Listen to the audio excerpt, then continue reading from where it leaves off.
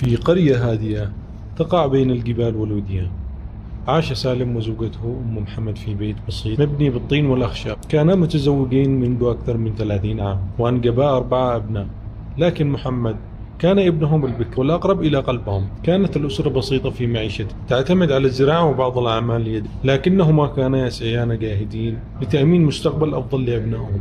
محمد الذي كان منذ صغره ذكيا ونشيطا أبدى اهتماما كبيرا بالدراسة والعمل. كان والداه فخوران به، غالبا ما كان يعامله بتميز عن إخوته، ليس لأنه مفضل بل لأن سالم رأى فيه أملا كبيرا للعائلة.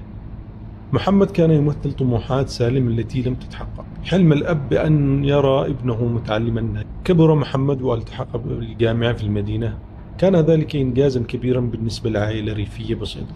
ورغم الصعوبات المادية ضحى سالم وزوجته بكل ما لديهم ليؤمنوا لمحمد حياة كريمة ودراسة مستقرة.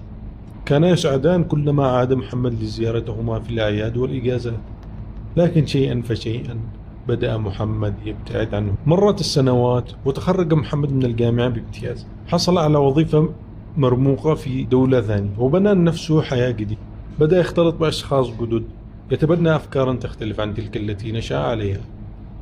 أصبح مغرما بالمظاهر والرفاهية وبدأ ينسى تدريجيا القيم التي زرعها فيه والده.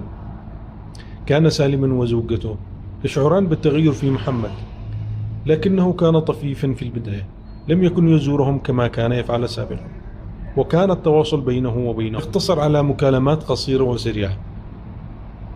كلما سأله والده عن سبب غيابه أو عدم زيارته كان يرد بلطف ويقول: العمل مشغول يا أبي، سأزوركم قريبا. لكن غريبا كانت كلمة تتكرر دون أن تتحقق. جلس سالم في ليلة هادئة أمام منزله المتواضع، كانت الرياح تحمل معها رائحة تراب الزهور البرية، وكان صوت الحشرات الليلية هو الوحيد الذي يملأ السكون. نظر سالم إلى السماء المليئة بالنجوم وتذكر الأيام التي كان يحمل فيها محمد على كتفه ويعلمه أسماء النجوم والكواكب. شعر بثقل الزمن على كتفيه ورأى أن كل تلك الذكريات أصبحت بعيدة. أم محمد كانت تجلس بجانبه تراقب صمت زوجها الذي استمر لأيام. قالت بحزن: سالم، يجب أن تتحدث إلى محمد، نحن لم نعد نراه، أخشى أن نكون قد فقدنا. رد سالم بصوت خافت: أعلم يا أم محمد، لكنني أخشى أن كلماتي لن تصل إليه.